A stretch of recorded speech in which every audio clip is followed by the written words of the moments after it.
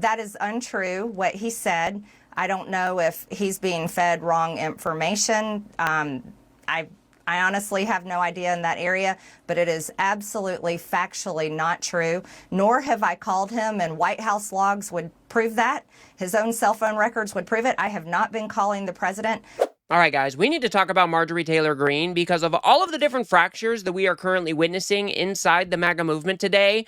Not only do I find hers probably the most surprising, but it's also been one of the more fascinating cases as well. I mean, Marjorie Taylor Greene has been a MAGA loyalist ever since Donald Trump came onto the political scene back in 2015. She has been one of his most outspoken supporters. I mean, this is a lady who chased down school shooting survivors and then accused them of being actors in said school shootings. This is a person who stood up at Joe Biden's State of the Union address and then shouted him down like a petulant toddler. I mean, she is a crazy MAGA person. But over the past couple of months or so, she has completely reworked her public persona into some sort of moderate, and now she is distancing herself from Trump altogether. So I want to go ahead and take a look at this interview that she just did with Dana Bash, because she does something in this interview that most other politicians will never, ever do. If you guys do appreciate my work and want to support the show, please do remember to subscribe.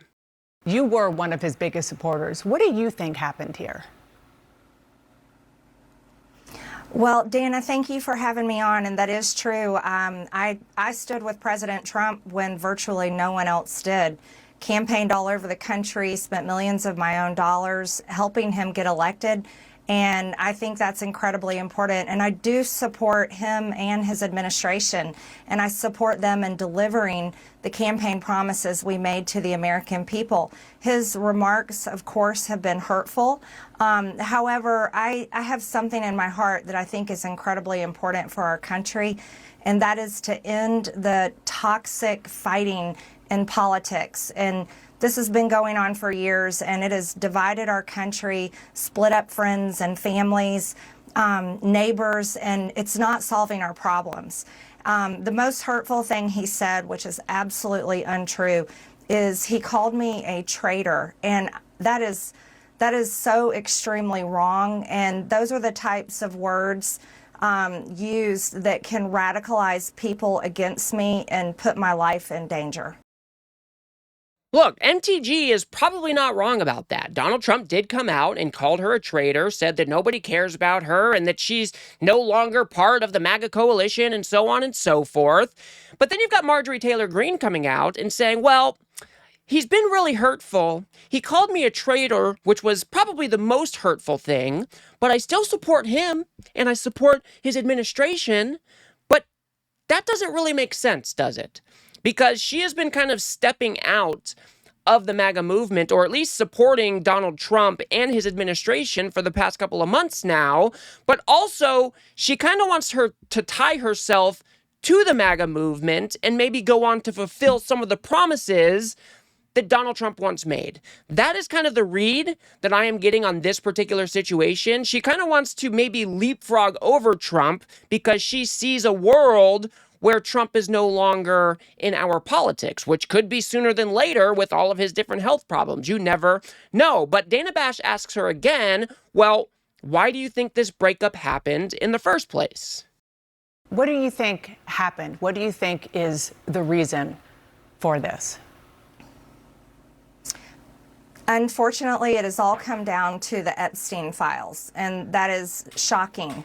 And, you know, I stand with these women. I stand with rape victims. I stand with children who are in terrible sex abuse situations. And I stand with survivors of trafficking and those that are trapped in sex trafficking. And I will not apologize for that. I believe the country deserves transparency in these files. And I don't believe that rich, powerful people should be protected if they have done anything wrong. And so I'm standing with the women, and I will continue to do my small part to get the files released. So look, guys, I commend Marjorie Taylor Greene for standing strong on this particular topic. I do think that these women involved in this, the Epstein files and all of the heinous shit that went on with Jeffrey Epstein and Donald Trump and all of that cohort, I think those women deserve transparency. I believe they deserve accountability. And to Marjorie Taylor Greene's credit, she is standing strong on this issue. And she's probably not wrong to say that this is probably what made Donald Trump kind of cast her to the side, because Donald Trump has been fighting tooth and nail to make sure that none of these Epstein files are released. We are learning tidbits here and there that make it look like Donald Trump is way more implicated than anybody once thought. So she is probably not wrong here. She is standing strong on the Epstein files. Donald Trump wants nothing to do with that, and therefore she is no longer useful to the movement. And of course, because Donald Trump is a malignant narcissist who doesn't have real relationships, he's just going to toss her to the side. And that is exactly what we are currently seeing. But let's go ahead and move on to the next part, because here is where Marjorie Taylor Greene is confronted to her face about some of the toxicity that she has engaged in the past. But listen to how she atones for those particular behaviors. Congresswoman, you posted on X that President Trump is, with his comments, fueling a, quote, hotbed of threats against you. Obviously, any threats to your safety are completely unacceptable. But we have seen these kinds of attacks or criticism from the president at other people. It's not new. And with respect, I haven't heard you speak out about it until it was directed at you.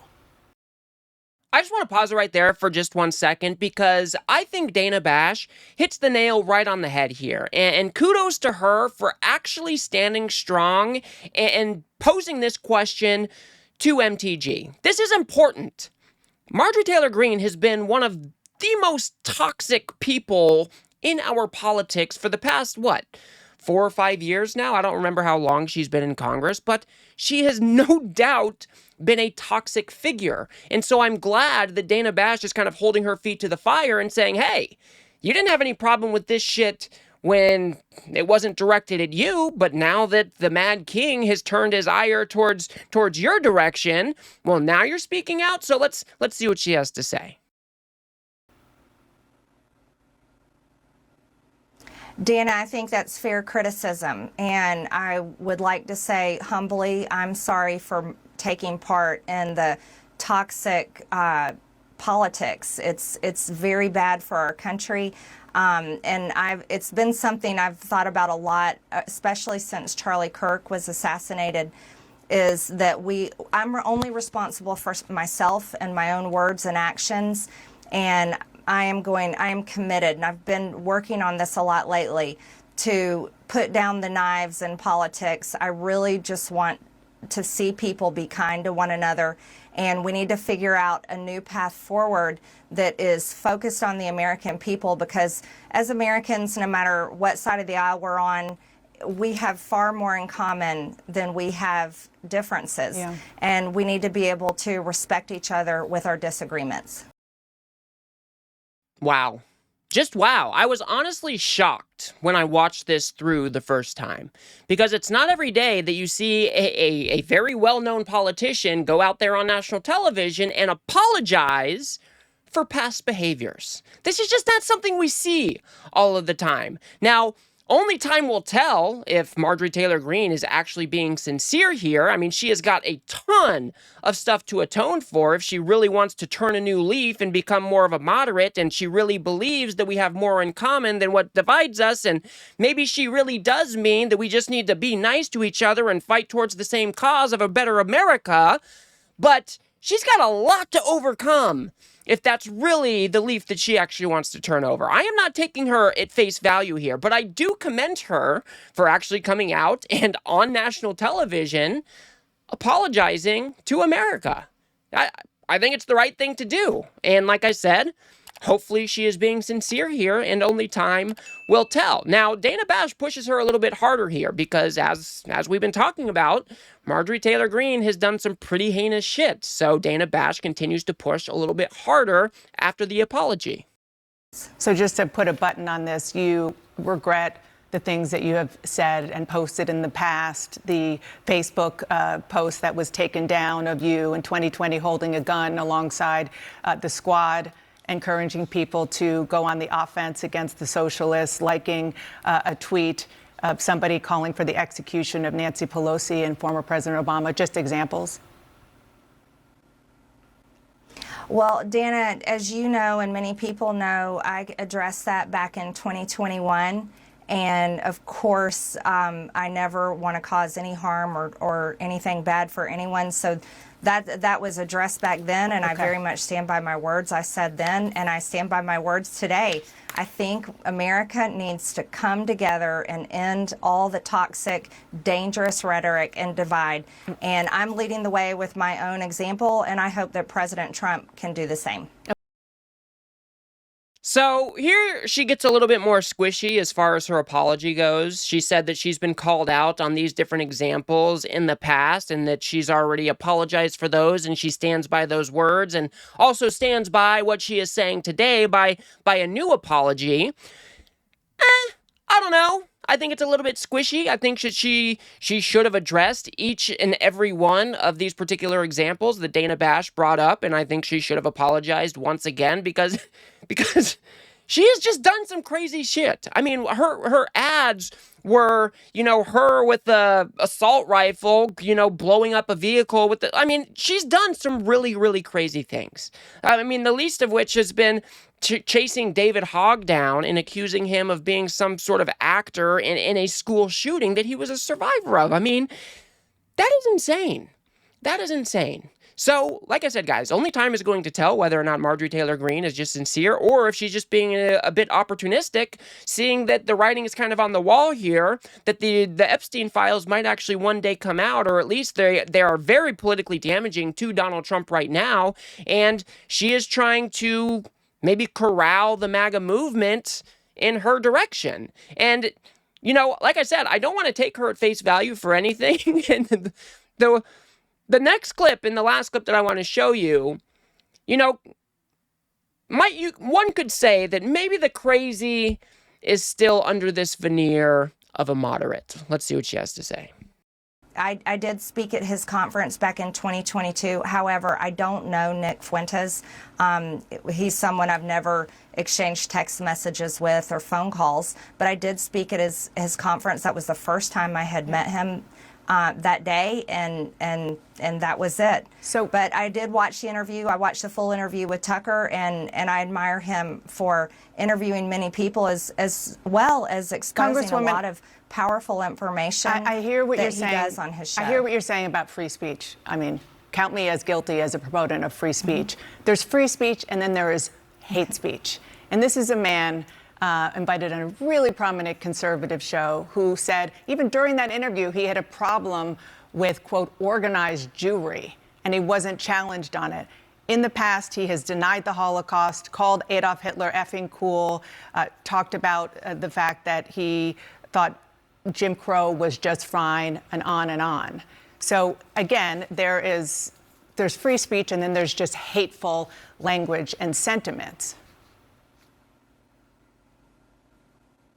Well, Dana, again, I told you on this interview that I'm committed to ending the toxic politics, and I think I don't want to have anything to do with it. You should have Nick Fuentes on your show, and you could ask him questions about that. And there it is. Well, maybe you guys should have Nick Fuentes on the CNN network, and maybe you can ask him these questions. I mean, this is just not a real answer to the topic that they're trying to address here. There's an ongoing fight right now in the conservative movement about whether or not somebody like Nick Fuentes should garner even more power than he currently has today. And as we all know, Marjorie Taylor Greene spoke at one of Nick Fuentes' conferences, I don't know, a couple of years ago. Since then, she has said that she didn't really know who Nick Fuentes was. Fuentes has come out and said, yeah, I don't know what that bitch is talking about. She knew who we were. she knew what we were about. And so there's a whole bunch of infighting going on that side of the aisle. But to not be able to come out and denounce a vile figure like Nick Fuentes, somebody who has said the things that Dana Bash just listed off here, and say that maybe that type of, that hateful rhetoric, that hateful ideology, maybe that shouldn't be welcome in the conservative movement. For her not to be able to come out and just straight up denounce that, it makes me question the sincerity of this apology and this new, public relations tour that she has been on, where she is trying to moderate her image, kind of come off as a more reasonable individual, a bit demure, whatever. I mean, we can all tell that there's something going on with Marjorie Taylor Greene right now. It appears as though, or at least the reporting suggests, that she was pretty upset with Donald Trump and his administration after they kind of, said that she shouldn't run for a statewide race in the state of Georgia. And ever since then, Marjorie Taylor Greene has kind of been slowly walking away. Then she took a strong stand on the Jeffrey Epstein files, which I commend her for, and I think is the right thing to do. And now Donald Trump has come out and basically thrown her to the wolves, saying that she is no longer part of the MAGA movement. So there are some huge fissures in the MAGA movement right now. And it appears to me, if I had to put a read on it, it seems to me that Marjorie Taylor Greene is looking at a politics without Trump. She is looking at a country that no longer has Donald Trump in the picture, and she is wondering how she can position herself to take advantage of his absence. That's what it seems like to me.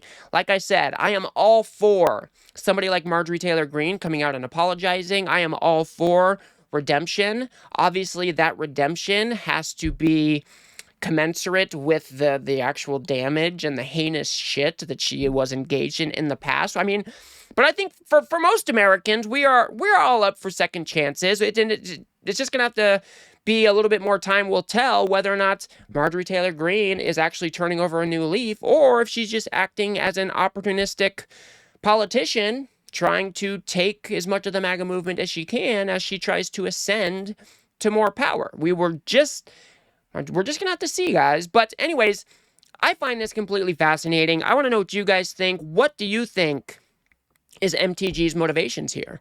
Do you think that she is trying to ascend to greater positions of power? Do you think she's trying to get one over on Trump? What are her motivations here? And do you think she's sincere about becoming a more moderate figure? Are we supposed to take her at her word when she says that we have more in common than what divides us, and that we need to get rid of the toxic politics? Because as we all know, she is engaged in so much toxicity that it's really hard to take her at face value. So I want to know what you guys think, and we're definitely going to be following this one closely, because like we've said many times before, guys, a frayed and fractured MAGA movement is better for this country. And if we can exploit these fissures and root people like MTG on to break this MAGA movement, this authoritarian cult of personality apart, I think that is good for the overall country. I think that we should exploit these weaknesses and just devour this MAGA movement piece by piece. So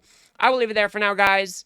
If you guys got anything out of this video, please do remember to smash that like button and subscribe. Maybe share with a friend or two. I'd very much appreciate that. We've got to build something here on the left that pushes back against this MAGA media machine that just launders all of this authoritarian nonsense for the Trump administration every single day. So if you do like what I do here, please remember to smash that subscribe button, and if you could, smash that like button, spread it around the algorithm, feed that algorithm. You know all the good things. If you guys want to go a step above and beyond that and actually help me produce these videos, you can become a member right here on YouTube for as little as $3 a month, or you can head over to politiscape.substack.com, where you can have my content delivered directly to your inbox every single day without the doom scrolling and without the algorithms. And I want everybody to remember as well that we are about a month out from our big Unfuck America Tour event down in Phoenix in December, on December 20th. And I am trying to get myself down there, which means I need to raise some money to afford the airfare, the hotel stays, and all that good stuff. So make sure to hit that link in my bio or the description below, where you can check out the Unfuck America Tour. Whether you want to sign up to volunteer, you can sign up to donate, or if you want to come see the Unfuck America Tour in Phoenix in December, you can buy tickets on that link as well. So every little bit counts, guys. And as I will continue to say, it's got to be a team effort as we fight back against this authoritarian regime. So until the next one, guys, everybody keep that chin up. Let's put in the work today so we are cleaning up in the midterms tomorrow. And I will see you guys on the next one.